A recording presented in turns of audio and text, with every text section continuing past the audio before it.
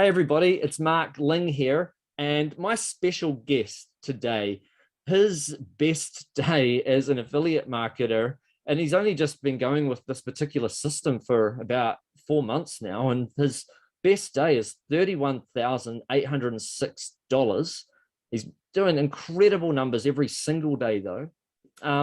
And anyway, I was so desperate to manage to get him on a call that the only time I managed to actually grab him, he happened to be right now while he's in the middle of a car drive, and he's gone ahead and pulled over in order to say, yes, right, we'll make it happen. We'll make it happen now because we're on different time zones, different parts of the world. This is going to work if we just do this now. Because I mean, this guy, he's born in Afghanistan.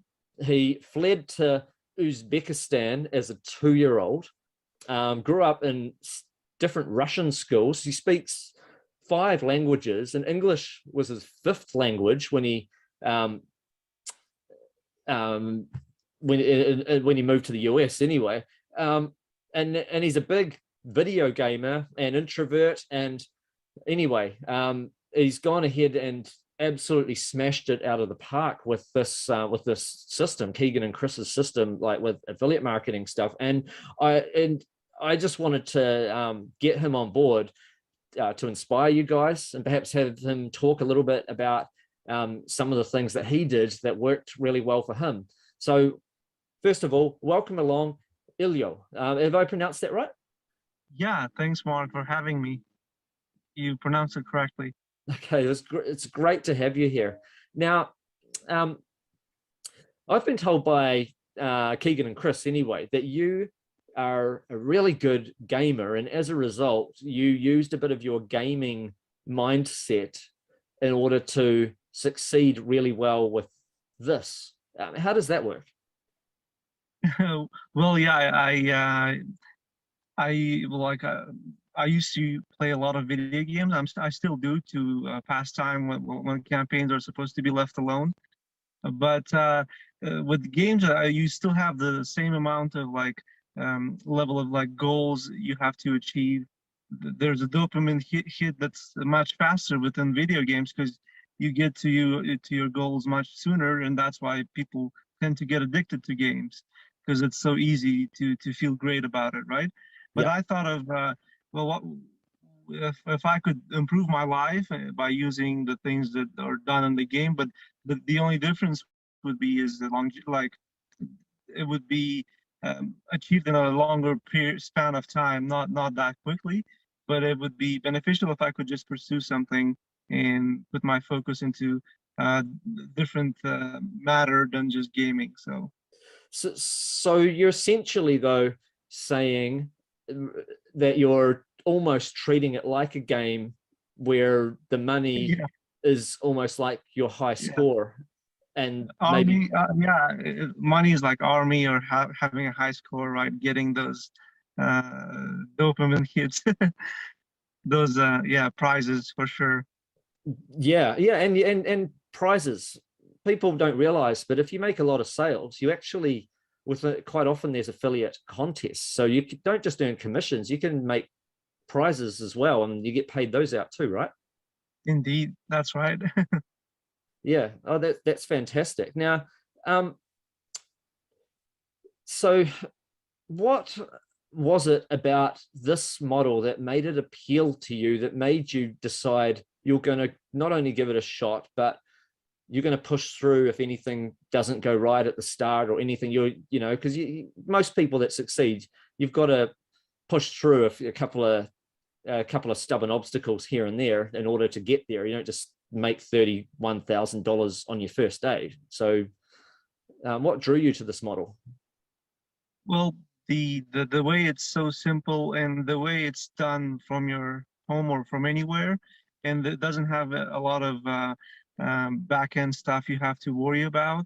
It's just like playing a video game. All you're doing is using a browser for it and just setting the right goals and mindset to go through it. But of course, there have been a lot of obstacles and difficulties, but that's the part of having a business. So I just the motivation was that I knew other people were making good money on YouTube and Google. So that gave me proof that this was worth a while. So if that's possible, there's no way I can't make it. I just have to stick with it and until it happens. Right. And then I guess you learn from your mistakes along the way too, and from other people's mistakes. It's the handy thing about Lots of having a group mistakes, rather yeah. than figuring it out for yourself, right? That's right. So when it came to writing scripts for ads, I know you're using Keegan and Chris's templates and stuff like that, but when English is not your first language, it's not even your second language, it's your fifth language.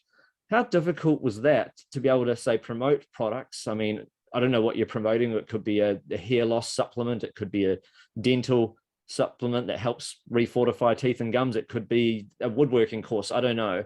But whatever it is that you're promoting, you still, it must have been a little bit nerve-wracking, I guess, trying to get the English right and stuff like that. How did you feel about that? Right. The part about being creative. So the template they have is so simple. It basically has, I believe, about 8 sections, if I'm not forgetting some parts. But there are questions you answer by looking through information that's provided through the offer page, things like that. So it was pretty straightforward, and all I had to do is make sure the grammar was correct. And for those things, I can use Grammarly. Right, so use a grammar checker anyway, and yeah, so it wasn't as hard as I thought initially it would be. It was a pretty nice system. Everything was laid really in an organized way that's very easy to understand. And you use artificial voices, right? So Yeah, that's the fun thing, because that artificial voice made me a lot of money. So that 31,000 or so that I've made was from that artificial voice. right. So that people, just in case they don't know what an artificial voice might sound like, I'll just really quickly just type something up. All right, so now I'm going to just generate this. Just give me a moment, just so people can just have a quick sound. You know, some people think artificial voice going to sound like this. It's not like that, is it? Here we go. I'm ready now. Hi, Elio. What do you think of my voice? I think I sound rather realistic, even if I'm not, though. If it works, why knock it? And that's just one of I guess many different types of voices out there that people can use. I mean, and that's a British accent. The same thing works with an American accent. I'll just press play on this, just so anyone that some of you may have heard artificial voices. Not everyone has that's watching this, so I just want people to have an idea. It just goes to show that even for people that are scared of putting themselves on camera or having their voice heard, you could just do something like that to where you're not even involved.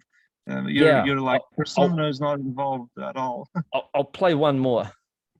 Sure. Hi, what do you think of my voice? I think I sound rather realistic, even if I'm not, though. If it works, why knock it? And you know, that's just another real quick example. Way better. This one sounded way more realistic. This one sounded more realistic. Yeah, that's it. There's so many different types of voices, different accents, different age ranges, and whether they sound realistic or not, some of them sound not that realistic, but then the member of the group is making a lot of money with it. Then they're like, well, I don't care if it sounds a little robotic, if it's making the sales. That's all that matters. You can use a real voice if you want to. It's just that it's so much easier to make changes and adjustments. Like if you've got a video ad that goes for, say, I'll make something up, 60 seconds, and you want to change the first 5 seconds of that script, you don't have to go to a voiceover artist. You don't have to get a microphone out and hit record. You simply change the text, press the generate button like I did just there, and bam, you've got your new audio done. So efficient, so convenient. It's all just take action and do it. So Elio, I remember you saying outside of this call that a lot of people in the group had pretty much no ad account issues.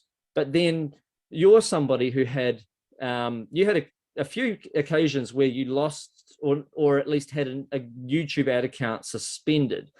Is there any tips that you have for somebody if something like that does happen? Like, what are some things you could do to prevent it happening? Like, what were the causes of it that you could say, actually, if I'd done this differently, then I probably wouldn't have lost it in the first place? Right. The best thing is to make sure when you create your Google Ads account, is to have your spelling of your name and first name and last name exactly match the way it is on your credit card. Because the moment it's different, it's going to trigger a suspicious payment activity just because of that. That was one of the things. But then also never to basically use redirect links. What I mean by that is it should be like a direct link to where when people click on something, that goes directly to the URL that's you present to Google for review. If it goes to something else and you're showing one URL, it switches to something else. That's I think it's called circumventing systems or something. I think I did one of those things in the past. So these two things were like, in that little of a mistake jeopardized my whole situation. And I just had to find different ways to get the accounts created the proper way without ever having it in my house anymore. Okay, so you managed to, with a different IP address, then managed to get back up and running. It wasn't ideal, but it didn't stop you. So you had quite a roadblock there.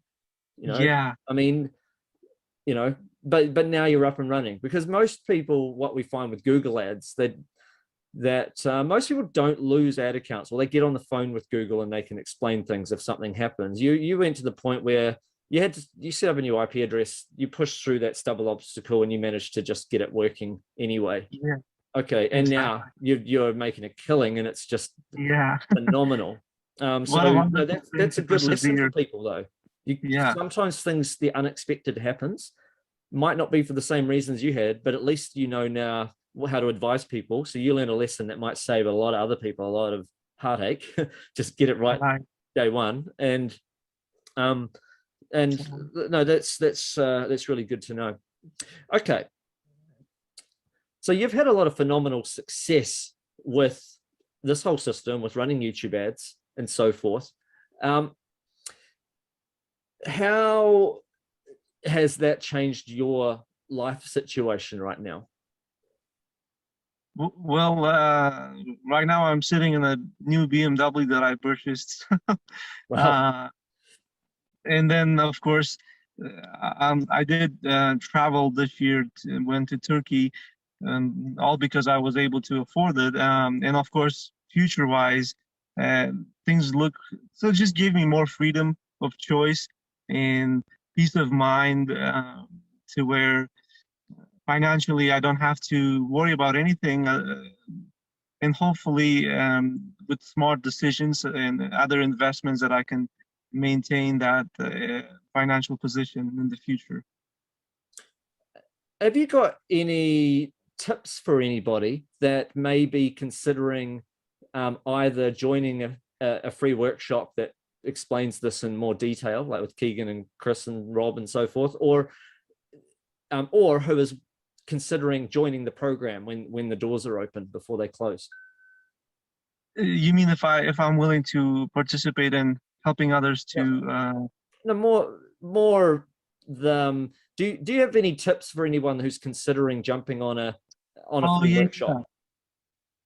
Just to be very patient, do whatever is necessary, follow the steps, but you have to be extremely patient because like initially it takes a lot of time to get things rolling, to get the ad created, the video, and then waiting for approval. You might get some disapproval reasons, and then you have to fix those.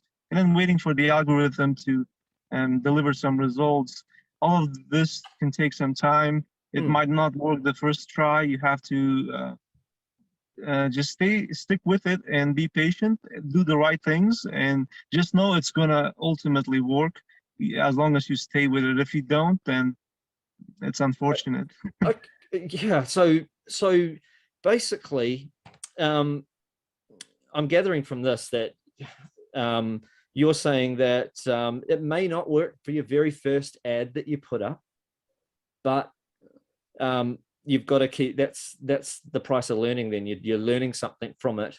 Keep testing, because other people are succeeding. Sooner or later you'll get there. Just keep following the program. How many how many ads did you go through making before you had your first profitable campaign? Not just your first sale, but you knew you could spend $100 and make, say, 200 back. Like you're in profit now, and you can keep doing that daily. For that particular campaign that made a lot of money, actually, it's funny to say, but that first ad worked. I got very lucky, first ad. Okay, no, that's good to know. So it is possible to achieve it on your first ad. I've heard some people come back and tell me it was their third ad. I've had some people say their 12th. I heard another guy said it was his 20th ad. I had another lady say it was her 7th ad. Like, it's different for everybody. Yeah. So right now I'm testing another niche, and I've tried multiple ads, like two ads, I think, right now, and I'm working on the third one. They didn't quite work, but I know it's going to work. I just have to tweak things and find that pocket of traffic that can get it rolling. But because I have the experience, it's easier for me to understand that. Yeah. But I'm losing money on that part. I don't say I'm losing. I'm just gathering data and understanding the way it's going to function or not function. Yeah. So when you spend money that doesn't profit, you know, while you're learning the process, do you still make sales? Like, yeah, you can. Yeah, I make some sales. They tend to be not as profitable in the beginning until the data comes the right way, or I make the necessary adjustments of settings or tweaking the ad, things like that. Yeah, but you still make money when you test it out. Ideally, I mean, if something is really off, then you might not make anything. But generally speaking, when you follow directions, do exactly as it's thought, and like there might be a reason that it's not going to work, but there are protocols to where you just disengage and change something, not to continue like that. Okay. No, it's good for people to know, though. Like, if you spent $500 on ads and you had not found your first profitable campaign yet, it's not all lost. You may have made $300 or $400 back. You might be down 100, maybe 200, but you've learned something. You're making some sales. You've seen people buy this product. You just haven't quite got the ad quite right. Like, the click-through rate might not be quite right, or maybe you need to change that first image, or maybe it's the audience. Maybe you adjust it. You might have targeted people aged 35 and over, and you might change it to 45 and over, and next thing you know, it's selling. It's just little adjustments that we're not always psychic about what will happen until we see it play out, I guess. And got to have a precisely to that. You've been really inspiring. I love hearing about your success story, especially English isn't even your first language, and you're able to do really well with that. So I think that's incredible. And thank you. Yeah, and like, anyway, I just want to say a big thank you for taking the time to share your inspiring story, and for being here. And I'll just let you have the final word. Do you have any do you have a final tip to give to anybody that's considering getting started with this? I want to thank you for having me here. And for the final tip, I think that, let's see. Well, I like to use this kind of an aphorism that somebody said that goes this way. Life is a fight for territory, and the moment you stop fighting for it, the things you don't want is what you will get. If you stop fighting, whatever you don't like to happen is exactly what's going to happen. So basically, the tip is just keep pushing it. You know, it's working for others. Just be patient, be methodical, and you will find a way for sure. Awesome. That's really, really inspiring words. All right. Thanks, Elio. And for everyone watching, Thank you, take Mark. action with what you learn. See you soon.